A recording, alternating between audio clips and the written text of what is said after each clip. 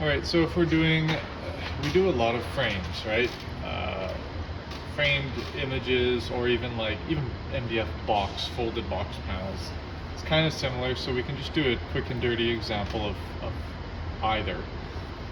So let's say the client gives us a drawing and there's a bunch of framed images, and one of the first things we check is, does this drawing say the image size is X times Y, or is it the outside frame size? The last one we got, it just said the image size, and I asked Mike and he said make it the outside and inset from there. Part of that being, like, let's say they had these 24-inch by 24-inch panels, and they were spaced like 2 inches apart, and then we have to work inward from there, because, like, let's say, oh yeah, it's 50 by 50 if there were 4 of them, then we have to keep that outside dimension. So then we'd go and we'd figure out what the frame profile is. So if they say it's a, I'll use the one I just did, it's a 1/4 inch frame that's 1 inch deep. So I'll take that frame, and again, we're just drawing the front view of this before programming any components. So that's that offset feature found there, offset contours, and we go inward by 0.25. And then just for my visual, and if we were doing a drawing, I show that there are mitered corners if the client specs that. If they don't spec it, we just kind of assume it's a mitered corner. So now there's 2 things we can do. We need to figure out, is this just a wrapped MDF image, or is it an acrylic image? So I'm going to use, we'll start with the acrylic image, which is the job we're working on now, Fraser Mills. So what I like to do is, using this as my front elevation reference, I can just draw in there another rectangle that's 1 inch deep. And that represents the top view. So there's the plan view of our frames. Now for this one in particular, I think they spec'd a 1/2 inch setback. Now, sometimes they'll spec that. In this case, it was arbitrary. What I told them is, what they told me is there's an 1/8 inch acrylic, or the non-glare. That's the face. And what I figured is, for a backer, just to make it look nice, we're going to use 3/8 MDF. Because that's enough glue surface to that 1/4 inch MDF frame that we can pre-assemble the backer with the frame and sand it all and paint it, and then fit the acrylic in after the fact. Now there's a couple more things to think about here. If we glue this MDF backer to the MDF frame, I can't cut this acrylic perfect, because after we paint this, there's going to be a few mil thickness of paint. So it's going to scrape in. So what you can do is I take our front elevation and we can inset that by, like, well, we can do some testing, but I'd say a 30-second is a safe bet. And then just to transfer that up and make it 1/8 inch high. So that's the top view. That shows we're going to have a 30-second there. That's a safe bet. If our schedule allows, oftentimes I'll build the frames and we'll get them painted and then cut this. An example of that is Brentwood. The frames for Brentwood, those are those cream frames we did that look like this. Now those ones were done differently. Those ones are actually hatched MDF. We took 1/2 inch MDF. They wanted a 3/8 front profile. So I went in and I hatched down 0.175. Now I measured optics, width, intra, and a print, and a little bit for glue, and that's the number I got. So what I did is I routed these, and then we sanded and primed and painted them, and then I made a sample acrylic piece. Let me see. I don't know. Oh, there they are. And so what we can do here is take one of these samples.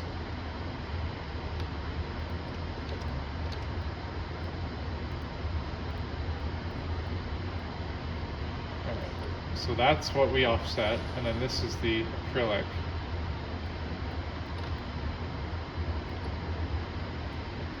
And and I rounded the corners of this particular instance because this was hatched in. Yeah, so 0.03. That was like just a nice fit. Yeah.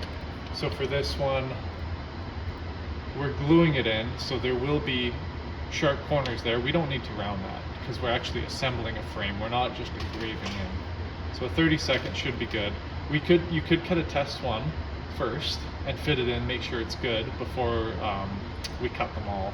But I think a 30-second historically has been a safe bet for that. So that's the top view. We get a better idea of what it looks like. Now, what I did in my last one is I drew lines, one line to here, to the outside, saying outside of frame. This will be our exact backer. So I can pull that out. And then this is our acrylic. So then what you can do is take notes here. 1/8 inch non-glare. This would be 3/8 MDF. Now with that backer, so this is just the simple process of taking, we know they have a drawing that says 24 inch by 24 inch framed image, 1/4 inch profile, 1 inch deep. So I've drawn out these two views. But for the backer, we need a cleat. So what I can do is, if you remember from the last few times I've done these, just arbitrarily, I usually start with 4 inches. I inset that to see how it looks. This looks decent. The reason I choose 4 inches, well, it's just because I do. But when you engrave your V-bit here for the cleat, it still leaves enough room for contact cement on the back. Or in this case, we're not actually contact cementing it to anything. We're just going to glue this image on. And we could use Titebond for that. But still, this gives us enough room to do all that. So what I'm going to do now is mock up what this will look like.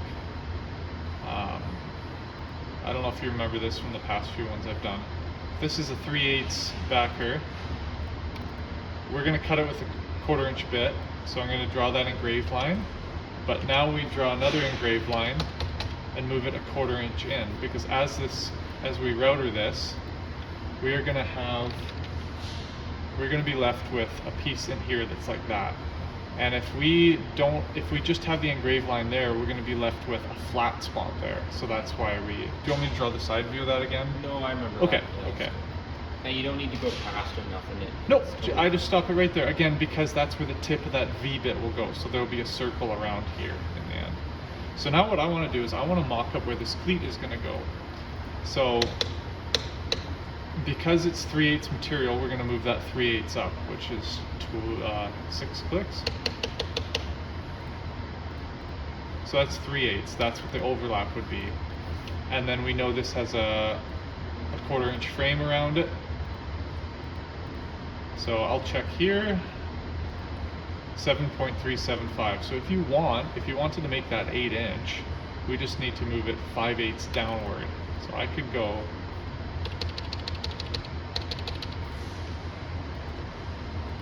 oops, sorry, too much. So now I know from the outside of the frame to the bottom of that cleat, we have 8 inches, which is just a nice number. So we could now choose that. So I want to keep that as like an X-ray view of it. And now you can go in there and delete what you don't need. And then I will group those, because that's going to be offset together, and those will have the engraved line together. And then for the frame pieces, it's 24 by 24, and we know they're 1 inch. So it's just easiest to draw a piece, 24 by 1, boom. And then they'll get the engraved line. So there's a couple different ways you could do this. If you know you're cutting 4 of them, and I'm cutting it with the 1/4 inch bit, I'll move them 5/16 apart just to give it a little bit extra room for the rotor bit. And then you can draw your engraved line. And you right click to exit that tool. So there, right click, exit, and then another right click to exit. So now that's my 1/4 inch. 1/4 inch MDF will run just an engrave with the V-bit all the way through, so 0.25 depth, 0.25 offset. 3/8, do 3/8 engrave and a 3/8 offset. And then the non-glare, you just cut with a 1/8 inch or 3/16 bit, whatever you want. And that's that. And then for this case, we would glue the frame together, get it all nice, sand it, prime it, and paint it, because this one I believe is lacquer painted. Even if it was rolled, sometimes we'd roll the pieces first and then assemble. Yeah, so that's just a simple framed image with non-glare. Now, if we're doing something that's wrapped MDF, the way I would do that is, you know, just if it's the same size outline, if it's, let me think about this. Let's say it's a 3/4 inch frame. We know that the 3/4 inch MDF is actually 0.76, so we're going to offset that. And what we've been doing lately, whether this is a laminated or veneered MDF, like with a wood grain, and we know the backer is a wrapped image, what we're actually going to do, and let's say for this instance it's 2 inches deep, just for something different. Let's make sure that's the same size, lines line up. If we're going to have a 1/2 inch image all the way at the back, but we're putting a graphic on it, instead of butting it up there, we're going to do that rebate or the rabbet in the back. Oops.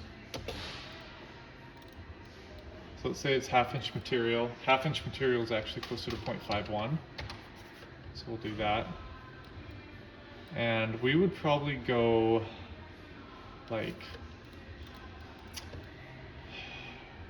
we could go 3/8 in, we could go a 1/2 inch in. Let's go a 1/2 inch for this one.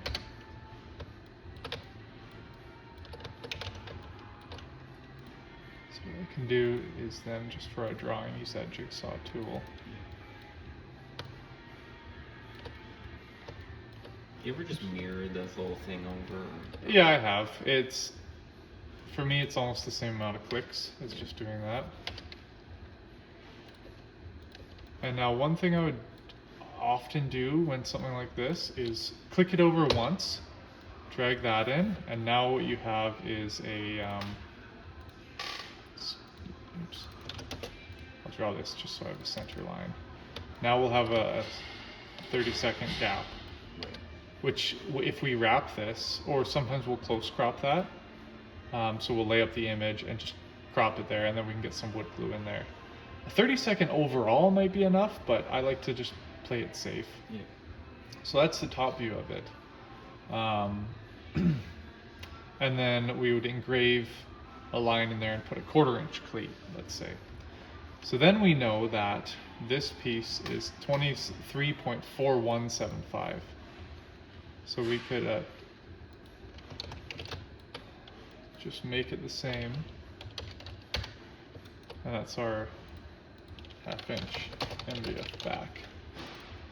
And then for the frames, this is where we just have to figure out where our dimensions are at.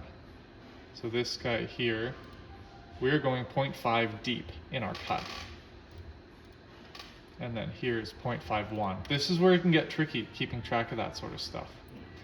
So what did we say, 2 inches deep by 24? So to draw those pieces, just start simple, 24 by 2. And then we know we have a groove that if you were to take this piece and run it sideways, it's 0.51 there. So we can take this and draw a piece that's 0.51. So that's representing the side view of or where our MDF slips in.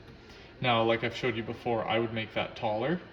So when we run the island fill, it goes past the material.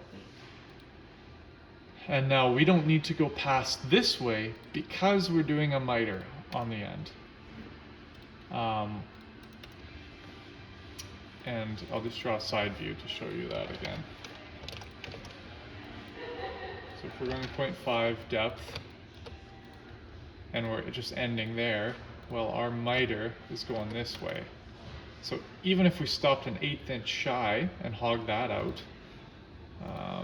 you know, let's say our engrave only runs there. Well, if our island fill runs only to there, the side view of our miter, it's going to cut past that, so it's totally fine. Yeah. So yeah, if there wasn't a miter there, I would bring this out to there, but we can just leave it at that. And that's it. So then with this, we would run an island fill and we would go 0.5 depth. And we would do 4 of those pieces. Yeah. And then for our MDF backer, we can kind of do the same thing if we want, where we can draw it out. That's kind of like if you flipped your sheet and saw the back, that would be your outside of your frame and this would be the backer. So like what we could do now is do the same thing and inset by 4 inches. It's kind of arbitrary.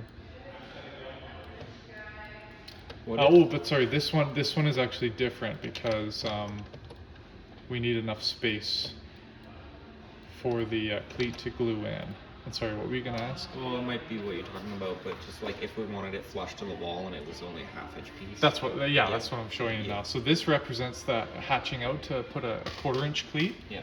So maybe let's think, okay, if we were gonna have a cleat, I'd probably want, like for this size, a 3 inch might be okay. Let's make it 4 inch. And we could probably, I'm trying to think, in the past, I think I've done it all the way to the top.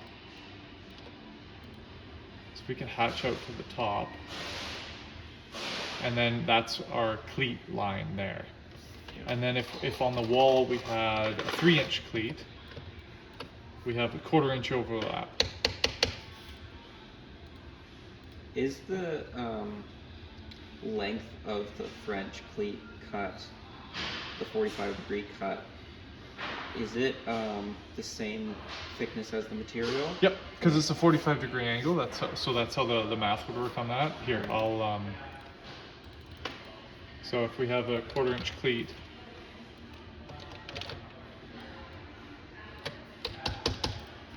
just because the overlap there. Right. Okay. Yeah. 1, 2, 3, 4. Boom. There's that line right there. Yeah. 1/4 inch. Okay. Yeah. So the thickness of the material. Yep. So 1/2 inch, it moves by 1/2 inch. Yeah. So it's easy to remember that way. Yeah. So now we're 7.04. That's good enough for me. Like that's just over a 30-second. On site, all you do is measure, 7 and a bit down from your top line, and that would be fine. So, in order to account for this now, we're gonna want to make an engrave that's like probably 3/4 inch below that, so we have enough clearance. And I'll show you that.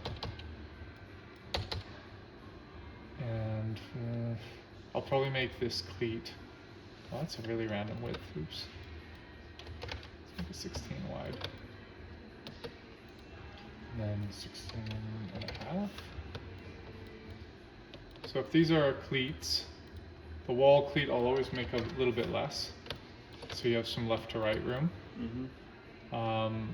So this represents the cleat we're gluing onto here, and this represents the wall cleat. And to show this, I could draw the side view. I can just copy these guys over now, because that's the exact same spacing, because this one is a square in our instance. Right.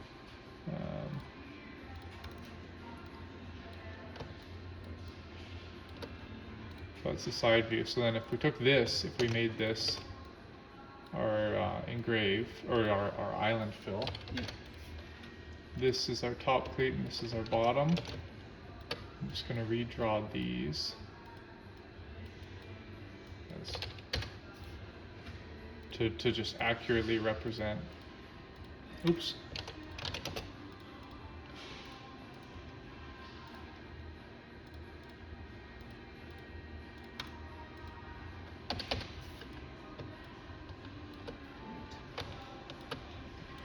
So then that'll be flush at the top.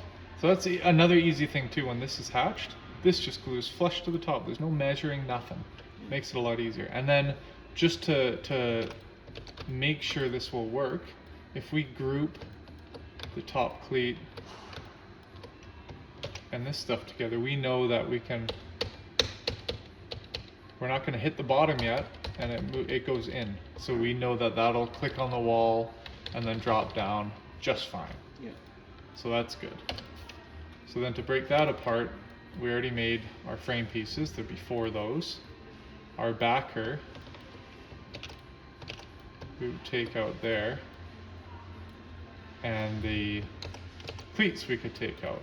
There's a couple different shorthands I can do now for this. So for this, just make this like a 1/4 inch bigger. That's our island fill. Yeah. You measure the cleat, make it that same depth. Easy as that. If it's 0.26, 0.24, whatever.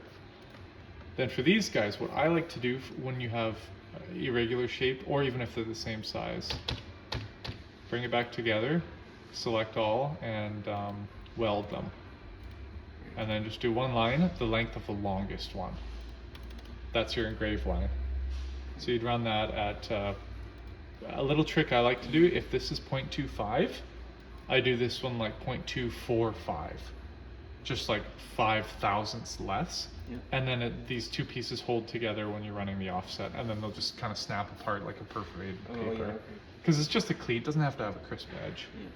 So now I have my 1/4 inch MDF cleats, I have my 1/2 inch backer, and 3/4 frames times 4. That's it.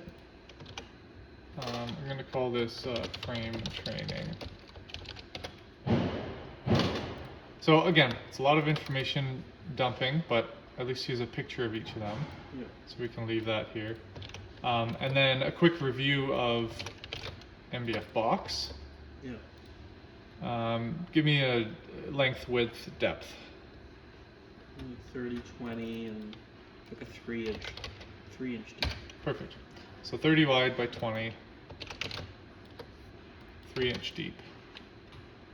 Because normally when you're gluing in the cleats and you use like a 1/2 inch spacer, Yep. and then a 1/2 inch cleat, it's proud because you have Yep. like the glue in there too. And the material is actually 0.51. Yeah. Usually that's fine, but there's a couple different things you can do here. I'll show you an alternate way. So now I'm drawing the top, accounting for the 0.51 material, because this is like very precise, but when you fold a miter, you'll lose like 10 thousandths of an inch. So if you program it exactly to be within here, it should fit in quite nicely. Right. So just for drawing these now, I'm going to weld them together and draw the miter. And then I'm going to draw a top view of the cleat. And let's say it's a 0.51 cleat. Yeah. A lot of times for a medium-sized one, you can get away with just gluing the sides and top of that cleat. But what you can also do is program in some blocks at 1.98.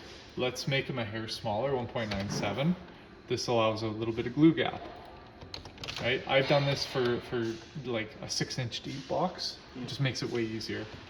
So let's program 3 of those. So that's the top view. Now let's draw the side view. Same thing, draw all the components, top and bottom. Do you ever have it actually, like, for lack of a better word, stretch in width as you fold it all up with glue and everything? Does it ever become like 30 and a 16th? Oh yeah, and that's kind of what I was implying by, or what I meant by saying when I program this at 0.51, we have an inside measurement of 28.98. Yeah. But as you fold it, like you said, if that, because that MDF, I'll go over the tooling later, Yeah. you know, don't go all the way through. So as you fold that, it's actually rounded a bit, and it brings that corner kind of like that, ever so slightly. Yeah. So generally speaking, a 30 by 20, it might be like 30.02 by 20.02. But we're not aircraft mechanics. It's not. We're not getting micrometers out to check that. We're still more accurate than 90% of the other trades out there. And not to toot our own horn, but that's just how it is. So for choosing a cleat size, again, let's pick a happy number. Let's say like 8 inches down from the top, because 8 is a nice number. And let's say on the wall, we only really need a 3-inch cleat. Not 32, 3-inch. And for drawing the miters, if you do a rectangle and hit shift, and then just lock it in there, that's going to be a perfect square. Nice. So then we'll draw that cleat. And then all we have to do is draw the next cleat. I draw that. Intentionally do the other one bigger, just for more bite. Yep, because this I can put more glue in here. Yeah. You could do it a little 1-inch one, and that would probably work fine because there's no deflection there. So it's totally up to you. So an example of that, if this was a light box or there's stuff on the wall, make this a really short one because all the strength will be up there. It's not going to be pulling away here. So that absolutely an option. I just do it this way just because it's it's the way I like to do it.